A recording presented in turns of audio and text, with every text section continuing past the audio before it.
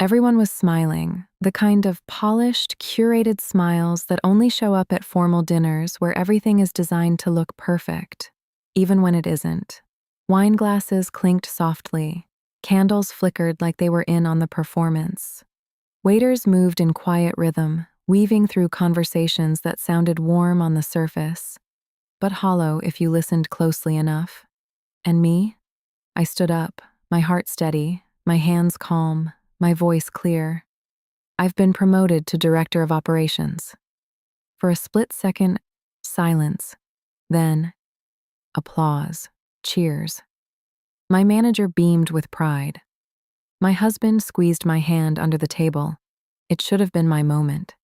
It was supposed to be my moment. But exactly 3 seconds later, just like I knew she would, my sister gasped.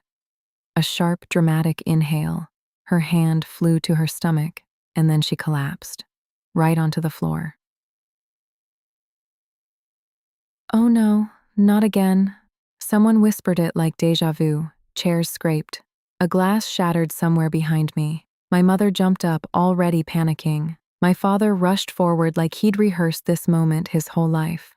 The room shifted, just like it always did, from me to her, every single time. But this time, I didn't move. I didn't panic. I didn't kneel beside her. I didn't shrink. Instead, I reached into my purse, pulled out my phone, and connected it to the Bluetooth speaker sitting quietly at the center of the table. "Before we call an ambulance," I said calmly, "I think it's time we all watch something." And the room froze, not the kind of freeze that comes from fear, the kind that comes from confusion, from disruption, from something different. I tapped play. And suddenly, there she was, on the screen, not collapsed, not fragile, not trembling, but standing in the parking lot, laughing, holding an iced coffee, talking to her boyfriend, clear as day, clear as truth. "As soon as she announces it," she said, smiling, "I'm going down, like fully collapsing." She even demonstrated it. A dramatic fall, perfectly timed. "It'll steal the spotlight for the rest of the night. Just wait." And the video ended, and something in that room shifted. Not loudly, not dramatically, but deeply.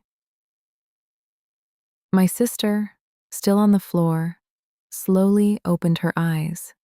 But this time, no one rushed to her, no one cried out, no one panicked. They just looked. For the first time, they were seeing her, not the performance, not the illusion, the pattern.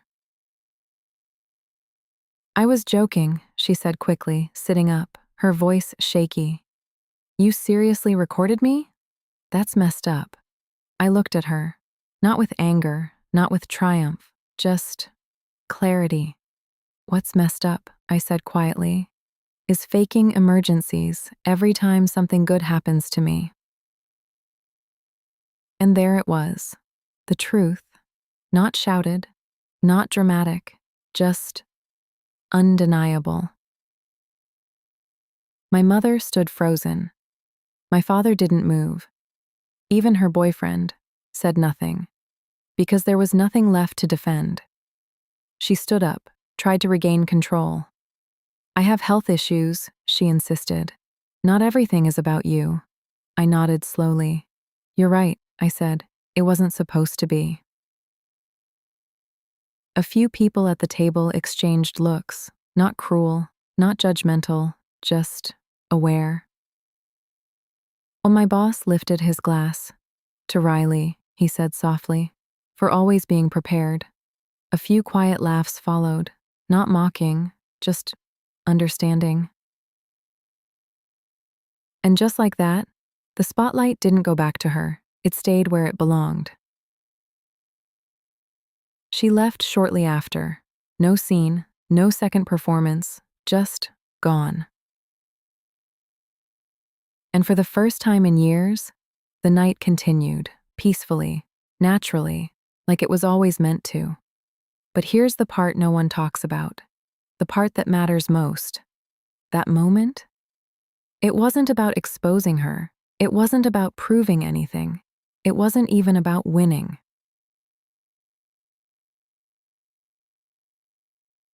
It was about stopping.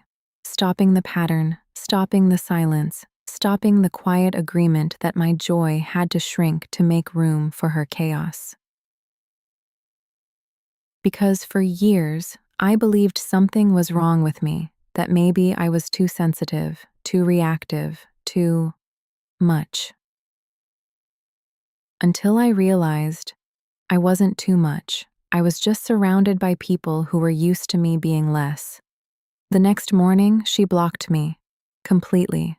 Messages, calls, everything. And strangely, it didn't hurt. It felt like space.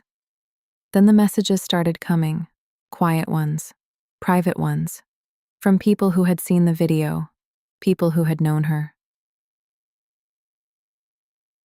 I've been waiting for someone to say something. I thought I was the only one who noticed.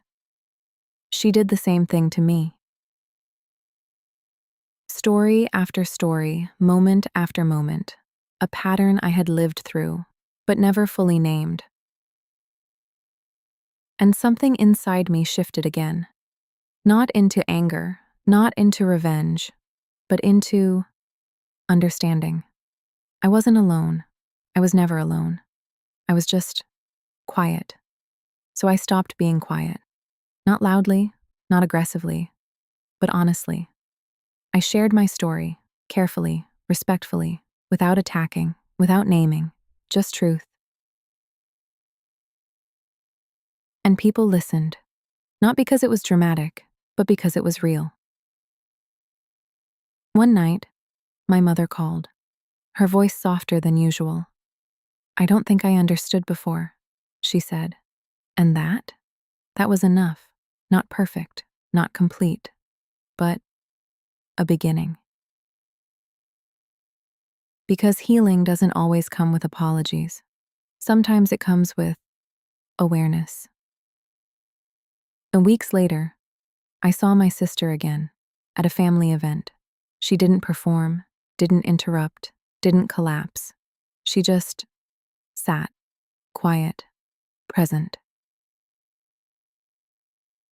And for the first time, I didn't feel defensive. I didn't feel small. I didn't feel like I had to prepare. I just felt free. We didn't hug, we didn't reconcile, we didn't fix everything, but we did something more important. We stood in the same room without losing ourselves. And as I walked away that night, I realized something. Healing isn't about proving someone wrong. It's not about exposing every truth. It's not even about being understood. It's about choosing yourself, quietly, consistently, without guilt. Because the moment you stop shrinking for others is the moment you finally grow into who you were meant to be. And that's a spotlight no one can steal.